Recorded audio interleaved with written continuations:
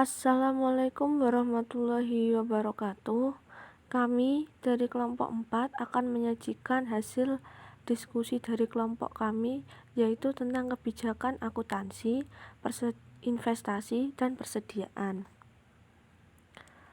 Nama anggota dari kelompok 4 yaitu ada 1. Lainatus Syifa, 2. Imro'atul Kamila, 3. Vina Anggreni Puspita, 4. Mega Dwi Setianingrum.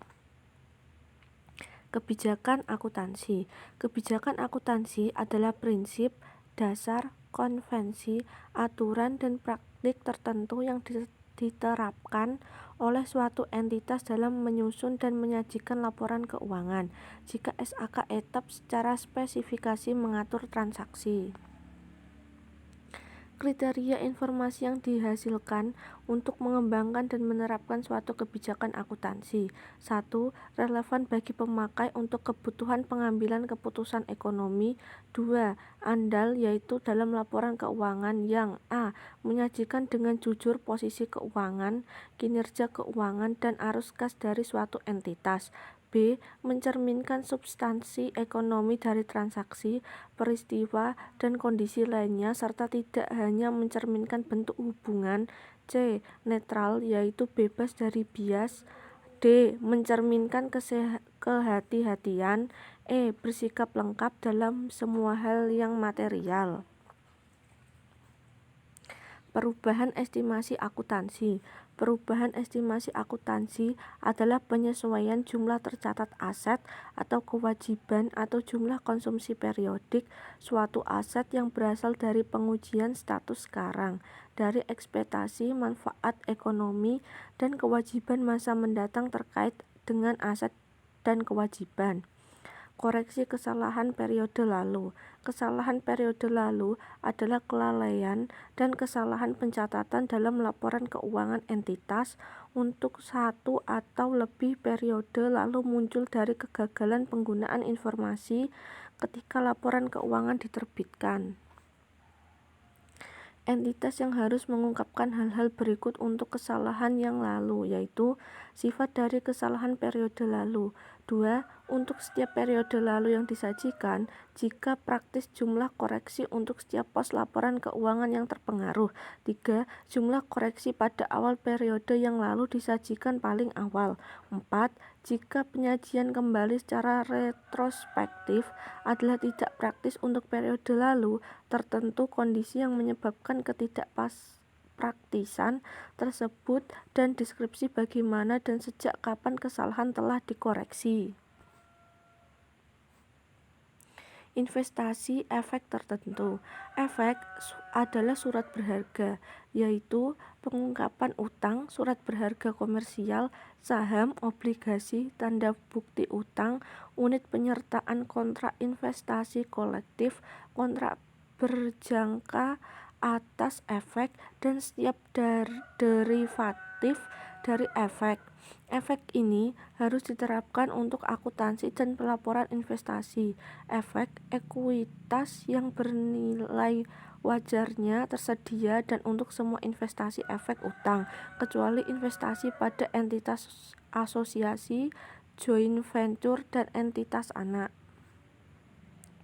Pada saat perolehan entitas harus mengklarifikasi utang dan efek ekuitas ke dalam salah satu dari 3 kelompok berikut. A. Dimiliki hingga jatuh tempo atau held to maturity. B. Diperdagangkan atau trading. C. Tersedia untuk dijual atau available for sale. Pengungkapan investasi. Untuk efek dalam kelompok tersedia untuk dijual dan kelompok hingga jatuh tempo, informasi berikut ini harus diungkapkan dalam catatan atas laporan keuangan untuk setiap kelompok utama efek. 1. Nilai wajar agregat. 2. Laba yang belum direalisasikan dari pemilik efek. 3. Rugi belum direalisasi dari pemilik efek. 4. Biaya perolehan termasuk jumlah premium dan diskonto yang belum diamortisasi. Persediaan. Persediaan adalah aset lancar dalam bentuk barang atau perlengkapan yang dimaksudkan untuk mendukung kegiatan dan barang yang dimaksudkan untuk dijual atau diserahkan dalam rangka pelayanan masyarakat. Persediaan merupakan aset yang berupa 1. Barang atau perlengkapan yang digunakan dalam rangka kegiatan operasional pemerintah daerah. 2. Bahan atau perlengkapan yang akan digunakan dalam proses produksi. 3. Barang dalam proses produksi yang dimaksud untuk dijual atau diserahkan kepada masyarakat. 4. Barang yang disimpan untuk dijual atau diserahkan kepada masyarakat dalam rangka kegiatan pemerintahan. Pengukuran persediaan. Entitas harus mengikuti nilai persediaan pada nilai mana yang lebih rendah antara biaya perolehan dan harga jual dikurangi biaya menyelesaikan dan menjual. Biaya perolehan persediaan mencakup seluruh biaya pembelian, yaitu 1. Biaya pembelian persediaan meliputi harga beli, bea impor, pajak lainnya atau kecuali yang kemudian dapat direstui kepada otoritas pajak. Biaya pengakuan, biaya penanganan, dan biaya lainnya secara langsung dapat didistribusikan pada perolehan barang jadi, bahan dan jasa.